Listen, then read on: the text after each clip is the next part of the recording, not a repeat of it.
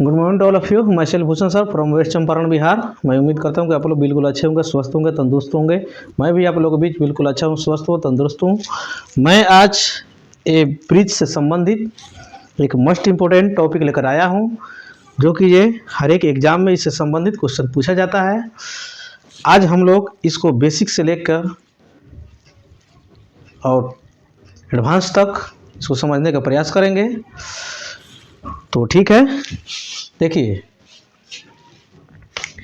यदि कोई वृत्त हो और उसकी दो जीवाएं, यानी उसकी सबसे बड़ी जीवा जिसको व्यास बोलते हैं, एक दूसरे को प्रतिच्छेद करती हुई जाती हो, तो दो खंड चार खंड में बढ़ जाता है। जैसे एक जीवा एक गया ए बी, ए से ओ तक और ओ से बी तक गया, और पी सी जो है पी क्यू, पी से ओ तक और ओ से क्यू तक गया। ठीक, तो इस तरह के क्वेश्चन आता है आकृति से संबंधित, जिसमें 3 गो पार्ट दे दिया रहेगा, एगो पार्ट निकालना होता है। उसके लिए फॉर्मूला एक निकल के आता है, J A O into O B equal होता है P O into O Q के। यानी अब हम लोग क्या करेंगे, अब इसी फार्मूला को अप्लाई करके हम लोग अपने आंसर तक पहुंच सकते हैं। यानी बी से ओ तक डिस्टेंस दिया है, ओ से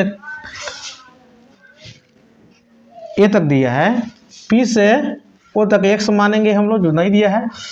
अब नहीं पी ओ भी मान सकते, कोई दिक्कत नहीं है, और ओ से क्यू तक ले चली दिया है।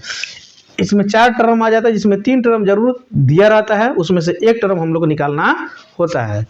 जैसे मान लीजिए हम बैठा रहे हैं, ए ओ दे दिया है 10 और ओ बी दे दिया कितना 20, पी क्यू नहीं दिया, एक्स माने हैं हम, पी ओ भले, और ओ क्यू कितना दे दिया है 40 दे दिया है। ठीक, तो एक्स इक्वल करने क्या निकल कर जाएगा हम लोग को, एक्स के वैल्यू हम लोग को यानी 10 गुणे 20 और बटा 40, यानी 10 दूना 20 और 2 से कट जाएगा 5 मर्द में, यानी एक्स के वैल्यू हम लोग कितना निकल कर चला आया, यानी 5 निकल कर चला आया। ठीक, इस प्रकार से हम लोग को अपने आंसर तक पहुंच जाते हैं। उसके बाद से अगला क्या है, ये तो है पीटी हम लोग का स्पर्श रेखा है, और एक पीबी है हम लोग का क्या है, छेदक है। स्पर्श रेखा नहीं करेंगे क्योंकि इसको आर पार करके, इसलिए छेदक बोलेंगे। तो इसका फार्मूला आता है, जैसे मान लीजिए पीटी के स्क्वायर होता है पीबी इंटू पीए होता है। ठीक, अब ये तो हम लोग हो गया क्या, फार्मूला हो गया, क्या हो गया फार्मूला। इसी पर डिपेंडेंट हम लोग को क्वेश्चन, इसमें 3 टर्म दिया, इसमें 3 टर्म है, 2 टर्म हम लोग को कहीं ना कहीं दिया रहेगा क्वेश्चन में, और एक को निकालना होता है। मान लीजिए हम लोग को पीटी निकालना है, तो पी से बी तक लेकर मान लीजिए हम लोग को दे दिया कितना 9, क्या दे दिया 9। ठीक, पी से ए तक लेकर दूरी हम लोग दे दिया है 4। ठीक, अब कहेगा आज पीटी निकालने के लिए, तो पीटी निकालने के लिए हम लोग फार्मूला हो जाएगा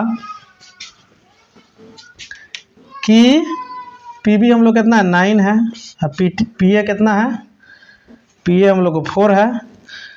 तो जब स्क्वायर में है इधर, तो आके इधर रूट में हो जाएगा, तो 9 इंटू 4 नहीं, तो पीटी इक्वल का हो जाएगा, 9 को हम लोग क्या लिख सकते हैं 3 इंटू 3, 4 को क्या लिख सकते हैं 4 को 2 इंटू 2 लिख सकते हैं। तो जिसका पेयर अगर लग जाता है तो आउट ऑफ रूट हो जाता है, यानी 3 इंटू 2 यानी 6 निकल कर हम लोग के आंसर से, जो भी यूनिट दिया रहेगा, चाहे मीटर में हो चाहे सेंटीमीटर में हो, उसको देख लेंगे क्या चीज़ में हम लोग का यूनिट दिया हुआ है, उसी के हिसाब से हम लोग उसमें यूनिट भी हम लोग दे देंगे। ठीक, तो ए हम लोग को निकल कर चला आया। ठीक, अब बची यहाँ पर अगर दो ठो छेदक रेखा है, उसके लिए अगर हम लोग को फार्मूला निकालना है, तो हम लोग को फार्मूला क्या होता है, P A into P B equal होता है P C into P D. ठीक, ये फार्मूला होता है, 4 ठो इसमें भी टर्म आता है, 4 ठो में 3 ठो टर्म हम लोग को दिया रहेगा। इस पर पी ए का डिस्टेंस रहेगा, पी बी का डिस्टेंस दिया रहेगा, पी सी का डिस्टेंस दिया रहेगा, पी डी पूछ देगा। इसमें 3 को कोई दिया रहेगा, ये को पूछ देगा। इस पर फार्मूला पर हम लोग अप्लाई करेंगे, आंसर तक हम लोग पहुँच जाएंगे। उसके बाद से अगला हम लोग कॉन्सेप्ट क्या आता है इसके लिए कि अगर 2 वृत्त हो, उसके अंदर एक त्रिभुज हो, तो ए कोण और इस कोण, मान लीजिए ये हो गया ए और बी, और ये हो गया सी, ठीक। ये मान लीजिए हो गया पी। जो कोण ए प्लस कोण बी का जो मेजरमेंट होगा, कोण पी सी ए का मेजरमेंट के कथी होता है बराबर, यानी ए कोण और ए कोण इस कोण के कथी होता है बराबर होता है।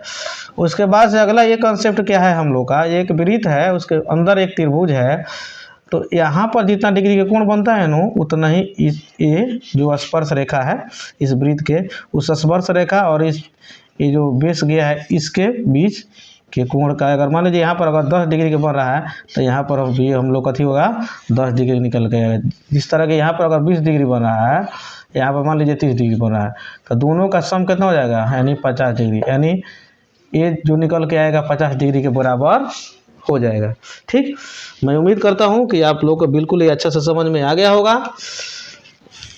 बहुत जल्द इसके अगले वीडियो में इसका अगले पार्ट मैं लेकर आ रहा हूँ। तब तक के लिए जय हिंद, जय भारत।